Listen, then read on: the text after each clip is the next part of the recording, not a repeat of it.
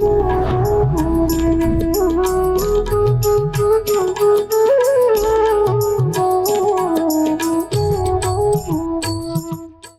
जीवनचर्या, जो शैली हमारे वैष्णव आचार्य सिखाते हैं, चाहे कितना भी मन में क्योस चल रहा है, तूफान आ रहा है, कुछ भी आ रहा है, ऐसा लगता है कि एक डूबते हुए को सहारा मिल जाता है कि आत्मा का तो स्वरूप है ना भगवान की तरफ जाना, परमात्मा की तरफ जाना। हरे कृष्ण माता जी। हरे कृष्णा। सबसे पहले आप अपने बारे में हमारे दर्शकों को बताइए कि आपका नाम क्या है, कहाँ से आते हैं, आपकी फैमिली में कौन कौन है, और उसके बाद हम आपकी इस जर्नी को और आगे बढ़ाने की कोशिश करेंगे। जी। सबसे पहले मैं अपना नाम बताना चाहूँगी। मेरा नाम अद्वितीय वृंदा देवी दासी है और मैं फ़िलहाल अभी 4.5 साल से वृंदावन में ही रह रही हूँ। और मेरे परिवार में तो मेरे माता पिता और मेरे भाई बहन हैं। हम 4 भाई बहन हैं। मैं सबसे बड़ी हूँ और अभी मेरे भाई बहन हैं जो कि स्कूल कॉलेजेस में ही हैं। बस इतना, ये क्विक इंट्रोडक्शन है अबाउट मी। और रिगार्डिंग दिस, भक्ति के अलावा मैं यहाँ पर ACCA की स्टडी भी कर रही हूँ। तो ACCA मैं बता देना चाहती हूँ क्योंकि most of the people don't know about it. They question कि what is ACCA। So it's basically association of certified chartered accountants. सो जिस प्रकार CA इंडिया के लिए होता है तो ACCA ग्लोबल बेस पे होता है। तो इसके साथ साथ मैं KPMG एक फॉर्म है जिसमें internship as an audit associate काम भी करती हूँ। तो ये एक मेरा पूरा life, throughout the life जो मैं दिन भर करती हूँ वो सारी चीज़ें हैं। बहुत ही सुंदर आपकी ये जर्नी है, क्योंकि इसमें बहुत सारी ऐसी चीज़ें हैं जो बहुत सारे लोग जानना चाहते हैं। जैसे आपने अपनी पढ़ाई के बारे में बताया और अपने बैकग्राउंड के बारे में बताया, काफ़ी सटल है, लेकिन जिस तरह का स्टडी आप कर रही हैं, बहुत सारे लोग इसे बहुत ज़्यादा डिफ़िकल्ट समझते हैं। इसी के साथ अगर भक्ति की बात करें, यूथ एज में आप भक्ति की तरफ अपने आप को बढ़ा रही हैं। कब इसकी शुरुआत हुई? कब आपको ऐसा लगा कि आप कृष्णा कॉन्शियसनेस की इस फिलॉसफी को फॉलो कर सकती है? अगर मैं शुरुआत की बात करूं तो समय था जब मैं क्लास 12 के एग्ज़ाम दे रही थी। तो बेसिकली घर पे ऐसा होता था कि बहुत नॉइस होता था और एक बहुत ज़्यादा प्रिवेलिंग डोमिनेटिंग थिंग होता है ना कि नई नई पेपर आ रहे हैं, 12th है, बोर्ड है, तो पढ़ना है आपको। तो मैं दिल्ली में रहती थी, न्यू फ्रेंड्स कॉलोनी के पास। तो वहाँ पे एक बहुत फेमस टेम्पल है, माता का टेम्पल है। तो मतलब वहाँ पे मैं अक्सर जाके देखती थी कि हो क्या रहा है। तो मैं देखती थी वो टेम्पल बहुत बड़ा था, literally like even like such a big temple. But उस टेम्पल में कोई नहीं जाता था। मतलब जब जन्माष्टमी आए और नवरात्रि आए तब बहुत भीड़ लगती थी। उसके अलावा कोई जाता ही नहीं था उस मंदिर में। So once after school I just went just to check and I found कि वहाँ पे एक हॉल है, बहुत बड़ा सा, बहुत खाली हॉल है। I love that place. मैंने कहा यहाँ तो मैथ्स की प्रैक्टिस बहुत अच्छी हो गई। तो मैं क्या करती थी, सुबह 6 बजे मंदिर पहुँच जाती थी जब मंदिर खुलता था। और वहाँ पे एक RD शर्मा नाम की बुक होती थी, लेके बैठ जाती थी और रात के 10 बजे तक लगातार पढ़ाई करती थी। और प्रसाद का इंतज़ाम वगैरह, एक डब्बा वगैरह पैक कर लिया, वहीं पे प्रसाद पा लिया। तो तकरीबन अब 1 डेढ़ महीना निकल गया और जब मेरे बोर्ड के एग्ज़ाम्स आ गए, एग्ज़ाम दिया, तब मैं आके वहाँ पे अगले पेपर की तैयारी करती थी। One specific day what happened, अब प्रभु जी केम, मतलब एक पंडित जी आए और उन्होंने मुझसे बात की। Generally nobody disturbs you there, कोई डिस्टर्ब नहीं करता है कि आप क्या कर रहे हो, नहीं कर रहे हो। तो उन्होंने मुझसे बात की और उन्होंने बोला इधर आओ। बोले कि मुझे तो इंग्लिश पढ़नी नहीं आती, मैं आपको एक पुस्तक देना चाहता हूँ और उस पुस्तक को आप ले लो, आप पढ़ लेना। मैंने कहा यार टाइम किसके पास है, अभी एग्ज़ाम्स हैं, पढूं या ना पढूं। स्टिल आई वेंट, मैं गई। वो मुझे लेकर ऑल्टर में एक बिल्कुल बड़ी सी अलमीरा खोली जिसमें बहुत सारे ग्रंथ थे। उसमें निकला एक नो सिल्वर कलर की बुक निकली विद येलो पेजेस बहुत सारे, इतनी मोटी बुक थी। मेरे लिए तो फिर भी था कि चलो पढ़ लेंगे, मतलब इतनी, मतलब बुक के साइज से डर नहीं लग रहा था। बट जिस प्रकार वो सिल्वर चमक रही थी, वो पीली पीली बुक, मुझे लगा पता नहीं कौन सी लैंग्वेज में लिखी होगी। मैंने देखा वो कृष्णा बुक थी, द फर्स्ट इनिशियल प्रिंट जो हुआ था वो वाली कृष्णा बुक। उन्होंने मुझे बुक दी, अब बोला इसको पढ़ना ज़रूर। मैंने सोचा, उस वक्त मेरे मन में ख्याल आया, यार किसके पास समय है इतनी मोटी बुक पढ़ने का, why will I even study this book. कि ठीक है, मैंने ले लिया उस वक्त उनका मान रखने के लिए।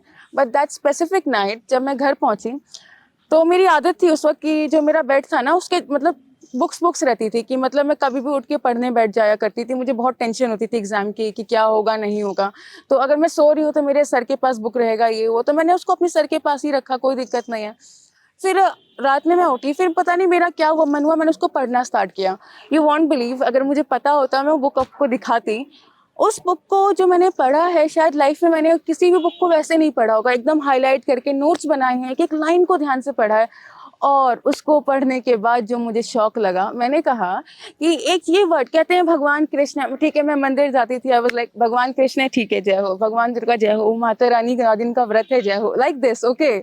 आई वाज नॉट अवेयर कि भगवान कृष्ण मतलब he is the supreme personality of God head, बिल्कुल भी नहीं पता था। जैसे आपको अचानक से एक रियलिटी चेक होता है, झटका लगता है कि इतनी सारी चीजें हैं, इतनी सारी बातें हैं उनके बारे में, next to like impossible thing for me कि मतलब मैं कभी जान पाऊंगी इतनी लीलाएं, इतनी सारी बातें, फिर हमारे बारे में, फिर गोपी गीत।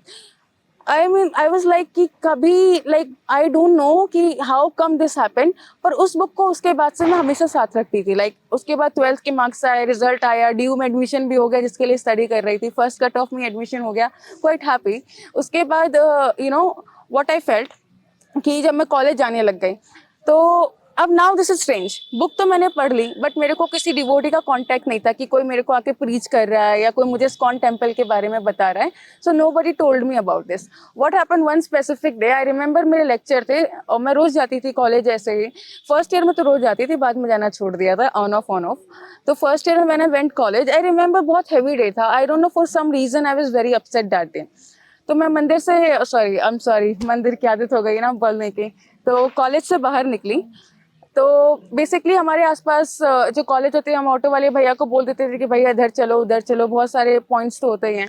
तो मैंने उनको इतना बोला कि भैया देखिए कोई ऐसी जगह ले चलो जहाँ शांति मिले मुझे, ठीक है। और वो पता नहीं वो कहाँ से वो घुमा घुमा के मुझे ले गए इस्कॉन ईस्ट ऑफ कैलाश, ठीक है। बोले कि आप अंदर जाइए, अंदर बहुत अच्छा कीर्तन होता है, आप कीर्तन सुनिए। मैंने कहा यार ये कीर्तन कौन सुनेगा यार, बट स्टिल मैंने कहा चलो अब पैसे दिए हैं चले जाते हैं। I went and I remember मैं किस हालत में थी, जैसे कॉलेज स्टूडेंट्स होते हैं मतलब बैग वैग लेके, स्नीकर्स वगैरह पहने हुए हैं something like that. I went inside, वहाँ पे मैंने कीर्तन सुना, कीर्तन की आवाज़ आ रही थी। मैंने कहा ये कीर्तन तो बहुत यूनिक था, मतलब for me everything was very new, मतलब उससे पहले मैं फेमिलियर भी नहीं थी इन शब्दों से। And the moment I reach the gate, तो वहाँ पे ना दो है, एक हॉल है, जैसे ही मैंने पहले स्टेयर पार किया वहाँ पे एक प्रभु जी बोल रहे हैं आप पक्का लेक्चर के लिए आई होंगी। मैंने कहा लेक्चर, कौन सा लेक्चर, मेरे को तो किसी ने कहा था कीर्तन सुनने के लिए, नहीं, उन्होंने बोला आप ऊपर जाइए। तो since I went the temple for the first time, तो मुझे लगा कि जो इंस्ट्रक्शन दे रहे हैं चलो फॉलो करते हैं। तो मैं ऊपर चली गई हॉल में। तो वहाँ जैसे गई तो वहाँ पे कुछ ऐसा चल रहा था कि वो मतलब 6 फीट लंबे थे, उनका रंग स्वर्ण था, पिघलता हुआ सोना, और वो कृष्ण प्रेम में इतने वो थे कि मतलब उनकी आंखों से अश्रुधारा निकल रहे थे। मैं सुनी, मैंने सोचा किसी के बारे में चर्चा हो रही होगी, तो मैं बैठ गई एंड एज यूजुअल बोल रहे थे तो मैं सुन रही थी और इतने ध्यान से सुना। मैंने कहा कौन है ये, मुझे इनसे मिलना है, मतलब किसी के बारे में इतना ज़्यादा deeply, everything was very new. तो मैंने कहा किसके बारे में बात कर रहे हैं ये, वेरी शॉकिंग। तो उस वक्त तो क्वेश्चन नहीं आया, उस वक्त तो मैं बाहर निकल गई और ऊपर गई। तो वहाँ पे ईस्ट ऑफ कैलाश टेम्पल में ये है कि जो रूफ है उसके चारों तरफ ना पेंटिंग्स बनी हुई हैं। तो मुझे नहीं मालूम था, तो मैंने देखा कि एक ब्रह्मचारी से हैं, वो ऐसे करके रो रहे हैं जगन्नाथ जी को देख के, वो नृत्य, वो जमीन से ऊंचे हैं। और उस वक्त आई लव टू स्केच, तो मेरे पास हमेशा एक डायरी रहती थी, diary always with a pen, और मैं जहाँ मुझे कोई चीज़ पसंद आती थी मैं स्केच करती थी। आई रिमेंबर उस दिन वहाँ बैठ के कोने पे मैंने वो स्केच बनाई, पूरा मतलब वो पूरा पेंटिंग बनाया, जगन्नाथ बलदेव सुभद्रा बनाए, ठीक है, और सब कुछ बनाया। फिर मैंने एक कोई रैंडम थे, एक माता जी थी जो तिलक लगा रही थी वहाँ बैठ के, मैंने कहा मुझे भी लगाना है, मतलब इट्स क्वाइट फैसिनेटिंग ना, जैसे मंदिर में पहले लाल टीका लगा देते थे, आप जाते हो तो तिलक लगाया उन्होंने। तो उसके बाद मैंने वहाँ उनसे पूछा कि आप जानते हो ये कौन है, मतलब उन्होंने ये ड्राइंग्स मतलब देखी, आपने मैंने स्केच वगैरह पूछा कि ये सब किसकी पेंटिंग्स हैं। तो उन्होंने मुझे बोला जिसके बारे में आप पूछ रहे हो और जिसके बारे में आपने बनाया वो स्वयं चैतन्य महाप्रभु है, जिसके बारे में आप पूछ रहे हो कि आपको मिलना है। तो see my innocence, like I was 17 like that time, 16-17, कि मैं उनसे ऐसे पूछ रही हूँ कि मुझे बताओ वो कहाँ मिलेंगे, like you person as a person मेरे सामने आ जाएंगे and you will give me the address और मैं अभी के अभी पहुंच जाऊंगी। So this was the thing which was going on prevailing my mind. और जब मुझे पता चला ना कि चैतन्य महाप्रभु हैं ये, मतलब स्वयं राधा कृष्ण हैं, और मतलब तब मुझे लगा कि शौक, like I really laughed on my childishness, my stupidity, कि ऐसी चीजें हो रही थी। तो दिस वाज द पॉइंट जब मेरे को पहली बार पता चला कि यहाँ क्लासेस होती है। तो वो कोई संडे क्लासेस थी, कोई 8 से 9 क्लासेस होती थी, तो मैंने फिर रेगुलरली जाना स्टार्ट किया, लाइक वो पहला पॉइंट था। उसके बाद मुझे पता चला, फिर मुझे इतनी हियरिंग की आदत पड़ गई ना कि फिर वहाँ पे भगवत गीता क्लास होती थी 8 से 9। तो चाहे बारिश आए, तूफान आए, ऑटो लेके मैं घर से निकल जाती थी। और मेरे पास डायरी होती थी, मैंने कम से कम इतने नोट्स बनाए, मतलब सिर्फ सुन सुन के, क्योंकि मुझे जानना था और कौन है और कौन है, मुझे अब तक पता क्यों नहीं चला इनके बारे में। तो उस समय कहीं डिफरेंट लोग आके लेक्चर्स देते थे, तो मैं वहाँ जाके नोट्स बनाती थी। बस यहाँ तक मेरा चला। फिर कॉलेज जैसे ही खत्म हुआ, आई थिंक कॉलेज खत्म हुआ 3rd ईयर एंड, उसके बाद भक्ति सदाचार, मुझे वीआईसी के बारे में पता चला। Because I love to study somehow and other, मुझे पढ़ना बहुत पसंद है। मुझे लगता है कि शायद वही वो चीज़ है जिसमें मैं खुश रह सकती हूँ, काइंड ऑफ उस चीज़ में। अगर कोई मटेरियल वर्क है तो स्टडी एंड टीचिंग। तो मुझे वीआईसी के बारे में पता चला और यहाँ आके मैंने भक्ति सदाचार प्रारंभ किया, और बस उसके बाद से मैं तब से वृंदावन में ही हूँ। ये मेरी जर्नी है। मतलब जैसे आपने बताया कि आप कृष्णा कॉन्शियसनेस से, कृष्णा बुक से काफ़ी ज़्यादा अट्रैक्ट Yes. करके फिर लेक्चर्स एंड ऑल एवरीथिंग आपने किया, और उसके बाद आपने वृंदावन, मतलब वृंदावन की तरफ आप बढ़ गई और भक्ति के आपने कोर्सेज भी किए, राइट? यस। तो ऐसी कौन सी चीज़ थी जो आपको लगा कि हाँ, मुझे भक्ति के इस कोर्सेज को करना चाहिए, और तब तक क्या आपको इस्कॉन के बारे में पूरी तरह पता था? तो basically one day incident happen, in short I will say, somebody just like, एक प्रसाद का एटिकेट होता है, जो एक वैष्णव व्यवहार होता है कि कपड़े कैसे पहनने हैं। तो कई बार मैं कॉलेज से डायरेक्टली चली जाती थी, वेयरिंग शॉर्ट्स समथिंग। मुझे पता नहीं था कि ब्रह्मचारी का क्या मतलब, कैसा व्यवहार होना चाहिए, बहुत सारी चीज़ें हैं। तो एक दिन मुझे रियलाइज़ हुआ कि मुझे सीखना है ये सब, कि एक वैष्णव का व्यवहार कैसा होना चाहिए, एक वैष्णव के मतलब क्या, कहाँ क्या क्या मर्यादाएं हैं हमारी। तो वो पॉइंट था जिसने मुझे भक्ति सदाचार के लिए एक्चुअली रियली मोटिवेट किया, कि प्रसाद कैसे लेना है, वस्त्र कैसे पहनना है, वैष्णव को कैसे प्रणाम करना है, मंत्र क्या है, हमारी गुरु परंपरा क्या है। तो it was really really very helpful for me. This was the point where actually you feel like कि नहीं, you should now start studying about it. Yes. अगर वृंदावन आने की तरफ बात करें तो क्या पर्पस था जो आप दिल्ली छोड़ करके वृंदावन आ गए? तो this happened all of sudden, it was not pre planned. I remember during a lecture, I don't know what happened, like मेरा मन नहीं लग रहा था, मुझे पढ़ना था और घर पे भी जगह नहीं मिल रही थी। मैं बहुत फॉन्ड ऑफ हो गई थी बुक्स पढ़ने की, तो मैं टेम्पल से भी बुक ला के रीड करती थी। घर पे तो नॉवेल्स का ढेर लगा ही हुआ था। अब नाउ मेरा शिफ्ट उस तरफ हो गया। अब जो नॉवेल्स पहले मैं एक दिन में पढ़ के ख़त्म करती थी, तो वो नॉवेल्स मुझसे ख़त्म ही नहीं हो रही है। मुझे लग रहा है कि यार ये सब में मुझे कोई रस ही नहीं आ रहा है। So now the next thing happened कि मैं जब वृंदावन आई, तो आई रिमेंबर मैं कार्तिक में ही आई थी 4 साल पहले। कार्तिक 15 तारीख को आई थी। कार्तिक में एक माता जी ने मेरी मदद की थी, उन्होंने मेरे लिए कमरा रखा था, मैंने उन्हें फ़ोन किया था एंड आई केम। मुझे नहीं पता था कि क्या होगा, क्योंकि मैं सिर्फ अपने कपड़े और बुक्स लेके आई थी। I was not aware about food, clothes, shelter, क्या होगा नहीं होगा, but everything was arrange. Slowly सब कुछ अरेंज हो गया, मैंने पढ़ाई स्टार्ट किया and since then I am here, living heavily. कोई किसी चीज़ की चिंता नहीं है, और है भी तो वो 10 मिनट के आगे नहीं चलती है। बहुत ही बड़ा चेंज आया आपकी लाइफ में, क्योंकि घर से पहले दिल्ली पहुंचना और दिल्ली के बाद फिर वृंदावन की तरफ आ जाना, तो काफ़ी ड्रास्टिक चेंज आया होगा। क्या उस चेंज के बारे में हमें बता सकती हैं? यस। जब आपके जीवन में कृष्णा कॉन्शियसनेस आया, आपने वृंदावन के बारे में सोचा, किस तरह का बदलाव आपके जीवन में आ रहा, दिखना शुरू हुआ आपको? फर्स्ट थिंग मैं कहूँगी, उठने का समय। जब मैं दिल्ली में थी तो 9-10 बजे तो सुबह होती थी, लेकिन अब सुबह 2 बजे 3 बजे, मतलब ब्रह्म मुहूर्त के आसपास हो जाती है, जितने बजे आप नियमित रूप आपने निर्धारित किया है। उठने का समय हो गया। सबसे बड़ा ड्रास्टिक चेंज ये भी आया कि मतलब जो आपकी सोच है, आपके अंदर एक डिसिप्लिन आ जाता है। पहले नहीं होता था, पहले बिल्कुल भी नहीं होता। 16 माला करने में दिक्कत होती थी, लेकिन अब एक ऐसा हो गया है कि अगर आप माला नहीं कर रहे हो या मंगल आरती नहीं जा रहे हो, तो एक अलग सी बेचैनी होती है। यू विल बी लाइक कि नहीं, ये नहीं हुआ है, मतलब कैसे चलेगा, मतलब आपको भोजन प्रसाद नहीं मिला, आपको प्रसाद नहीं मिला, तो कैसी बेचैनी होगी। सेम वैसी बेचैनी होती है। और ये ऐसा नहीं अभी हुआ, ऑलमोस्ट मुझे इतने सालों से अब जाके ये ऐसा सिचुएशन आया है। उसके बाद अब जब भी कुछ काम करते हो, मैं एक एग्जांपल देना चाहूँगी, स्टडी। मैं बहुत स्ट्रगल कर रही थी बीच में कि मेरे से पढ़ाई नहीं हो रही, एग्जाम्स नहीं हो रहे, क्या करूँ। उस समय ना मैं स्टडी को अलग देखती थी। मैं सोचती थी ये तो एकदम कर्मकांड वाली चीज़ है, भौतिक है, मतलब थोड़ा सुन लिया, उसके बाद पढ़ाई लिखाई छोड़ दी। लेकिन जिस वक्त से मैंने पढ़ा, उसके बाद मैंने अपनी स्टडी को अपनी भक्ति का, अपनी साधना का हिस्सा माना, और जिस वक्त से मैं हर मैं पढ़ती थी, मैंने अपनी डायरी में like in this diary I right everything कि मुझे रोज़ क्या करना है, क्या नहीं करना है, कितने बजे तक करना है। तो मैंने स्टडी को एक हिस्सा माना, ठीक है। तो ये सबसे बड़ा ड्रास्टिक चेंज था मेरे लिए। तो जो स्टडी पहले मुझे बोझ लगने लग गई थी बीच में कि नहीं हो रहा नहीं हो रहा, अब इट्स लाइक अ साधना, एक रूटीन बन गई है। पढ़ने के बाद रात में वो अब सब कुछ भगवान को समर्पण कर देती हूँ कि आज मैंने ये किया और अभी आपको समर्पण, ठीक है। तो उसके बाद इट हेल्प्स मी अलॉट। सोचने का तरीका बदल जाता है। कभी आप माता पिता को प्रणाम नहीं करते थे, आप जाके उनको प्रणाम करते हो, उनको कुछ काम नहीं करने देते। कोई सेवा आती है तो आप झट से लग जाते हो।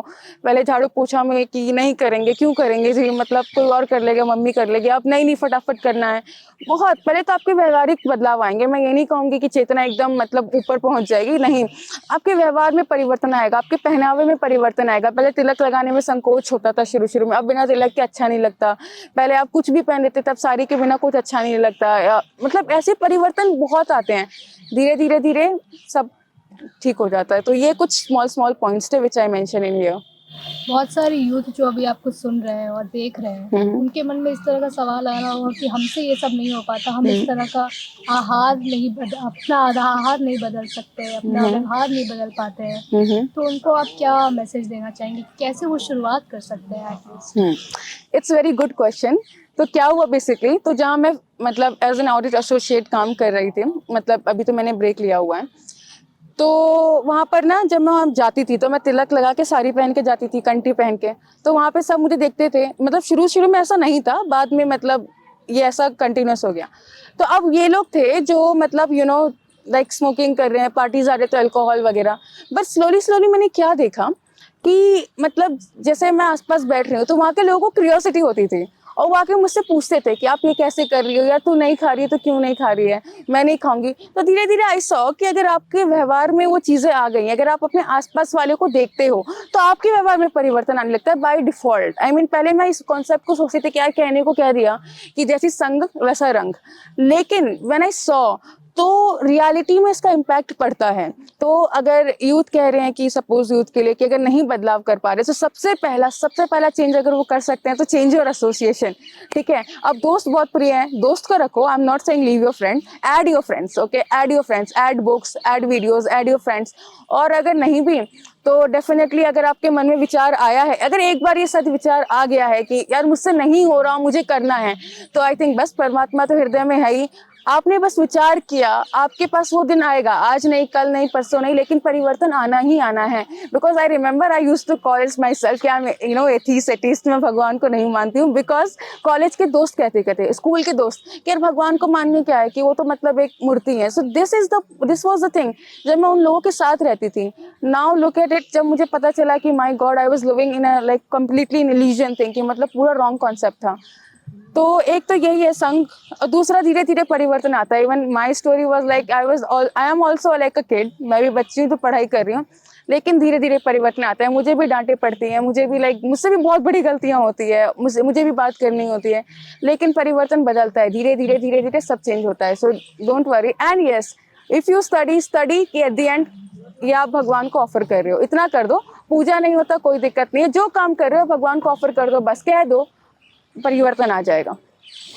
बहुत बड़ी बात कह दी आपने कि एसोसिएशन से हम Yes. जरा अपने लाइफ में जरा ड्रास्टिक चेंज की तरफ आगे बढ़ सकते हैं, और इनिशियली वो धीरे धीरे ही ग्रो हो सकता है, वन टाइम में कोई बहुत ऊपर नहीं जा सकता, जैसे कि आपने बताया है।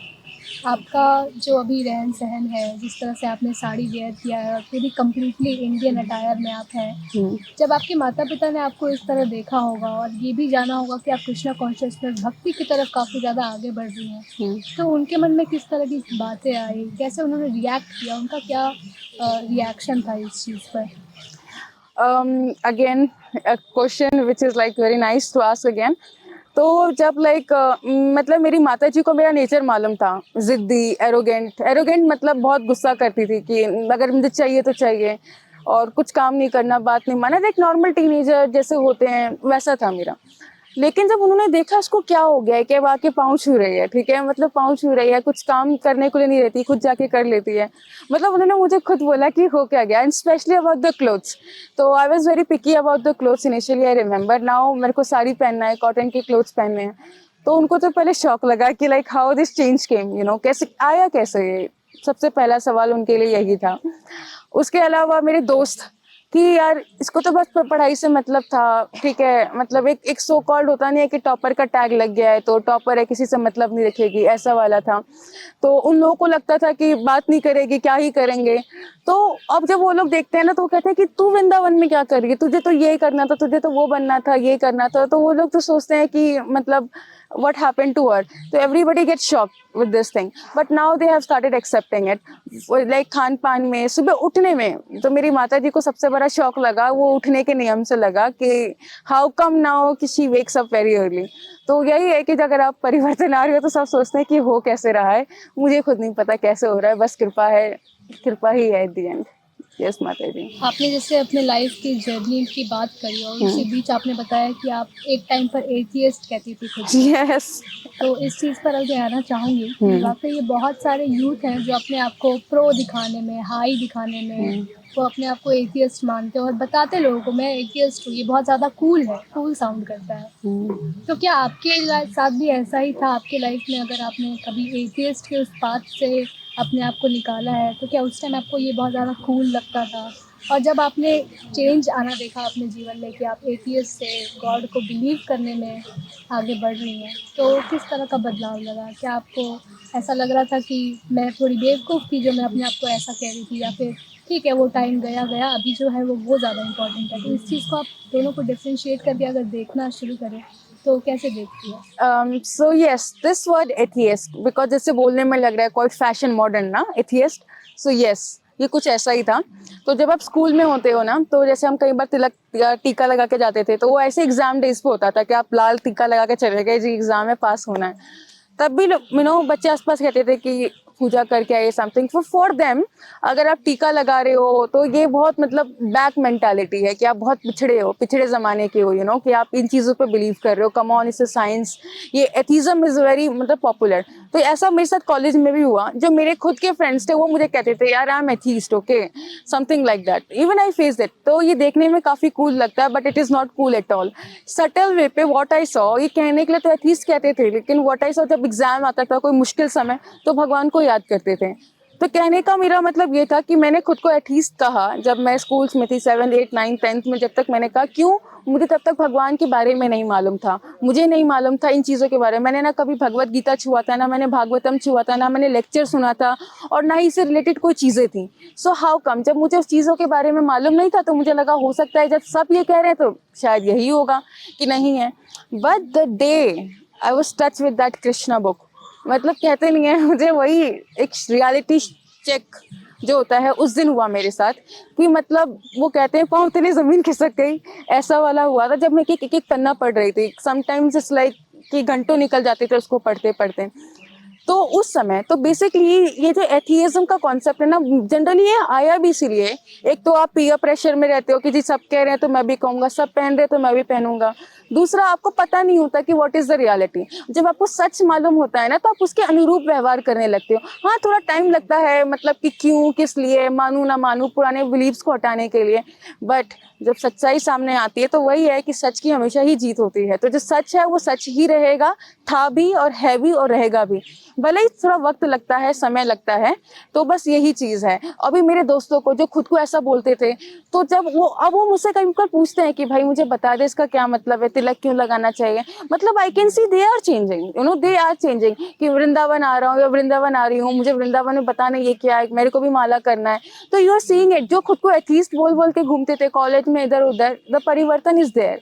मेरे खुद के सिबलिंग्स को ले लेते हैं, मेरे भाई बहन को ले लेते हैं, मेरे रिलेटिव्स को ले लेते हैं। तो यही है कि जब तक आपको सच नहीं मालूम आप उस चीज़ को नहीं मानते।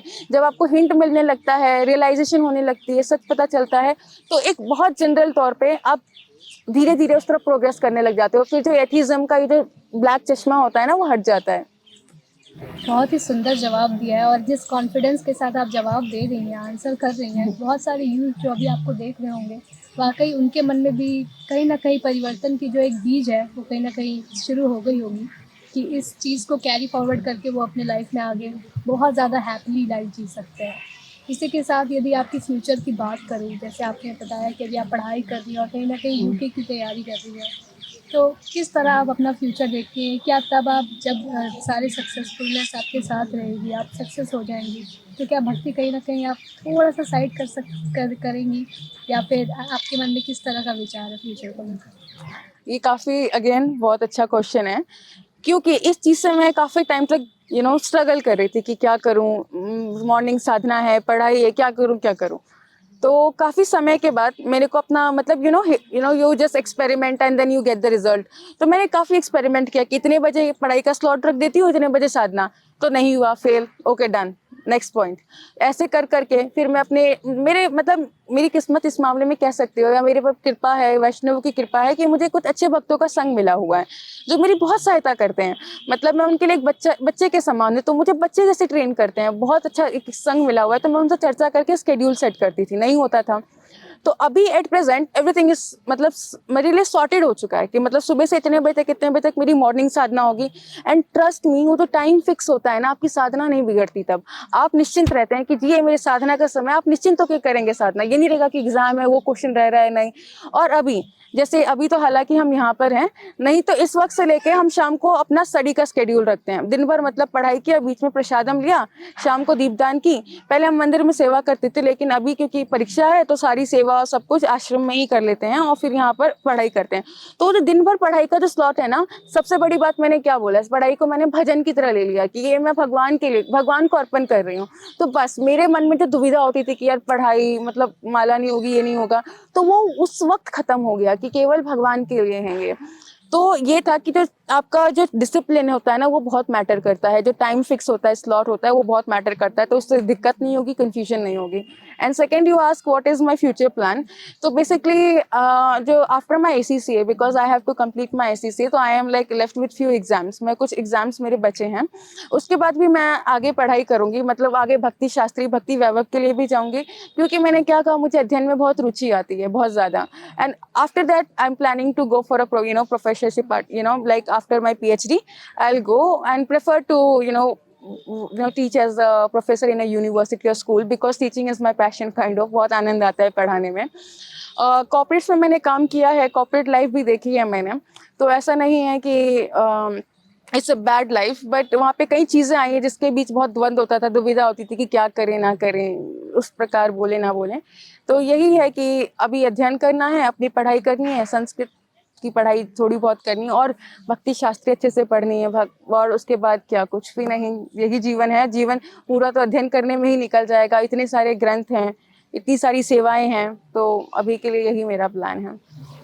एज अ यूथ अगर इस तरह की बातें हम सुनते हैं तो काफ़ी ज़्यादा गौरवान्वित फील होता है, क्योंकि जहाँ पर पार्टी है, क्लब्स है और वहाँ पर शास्त्रों की बातें हो रही है, भक्ति के बारे में आप बता रही हैं, साथ ही साथ अध्ययन के बारे में बहुत सारी बातें हैं।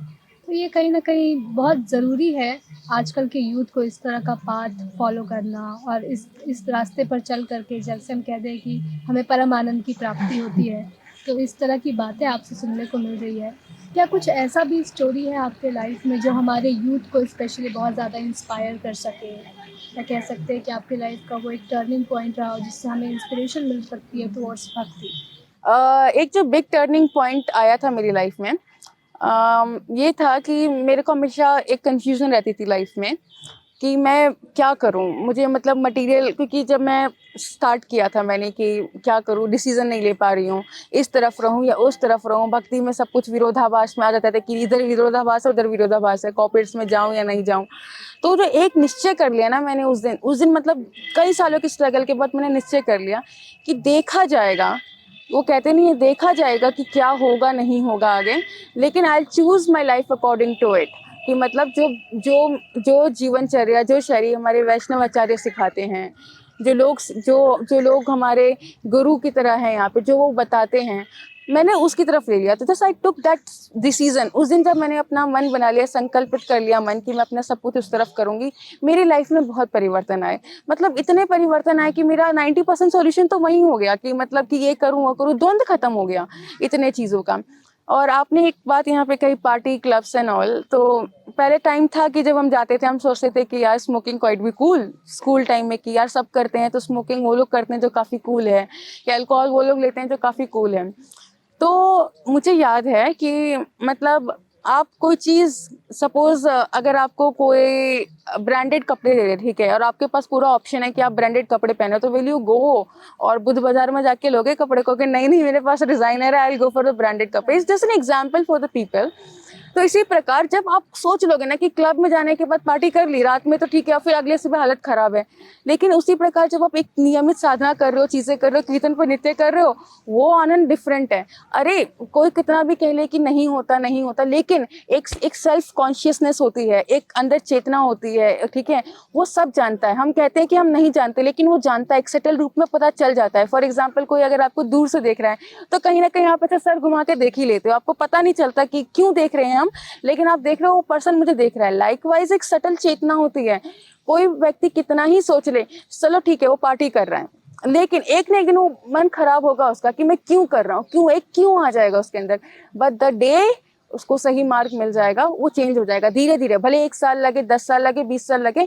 When you will start differentiating between कि what is the best and what is the lower class thing, जैसे ही बेस्ट का टेस्ट लगेगा ना they will forget about it। तो ये बस समय की बात है, समय की बात है, समय बहुत बलवान है। तो जब समय आता है परिवर्तन हो जाता है, और फिर एक वही होता है कि आपका कुछ प्रारब्ध और आपकी कुछ सुकृतियाँ होती हैं, आपने कोई अच्छे विचार कर लिए होंगे, वो भी आपका साथ देती है।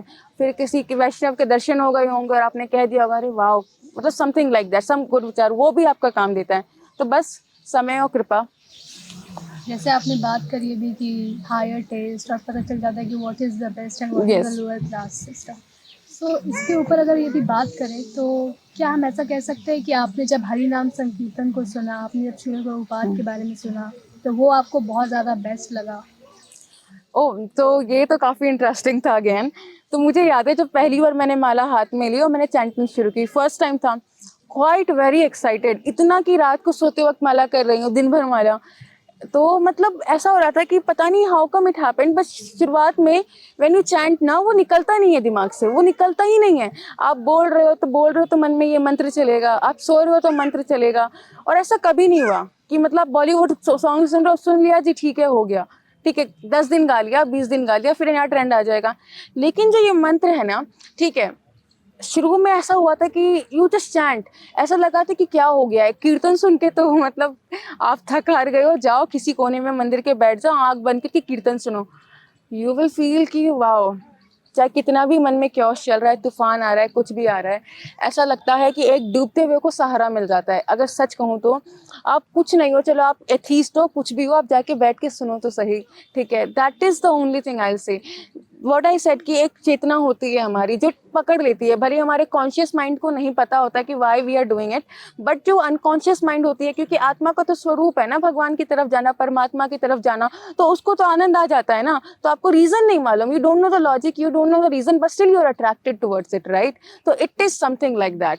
बहुत बहुत धन्यवाद हमें अपना इतना कीमती समय देने के लिए और काफ़ी सारे यूथ को इंस्पायर करने के लिए basically. Thank you so much. Hare Krishna. Hare Krishna माता जी, थैंक यू।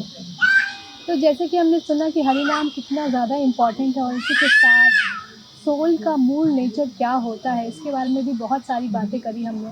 माता जी की जर्नी से हम बहुत कुछ सीखते हुए आगे बढ़ रहे हैं। इसी के साथ और भी दर्शकों से हम मिलते रहेंगे और भी ऐसे भक्तों से मिलते रहेंगे जिनसे हम काफ़ी ज़्यादा इंस्पायर हो सकते हैं। Thank you so much. Hare Krishna.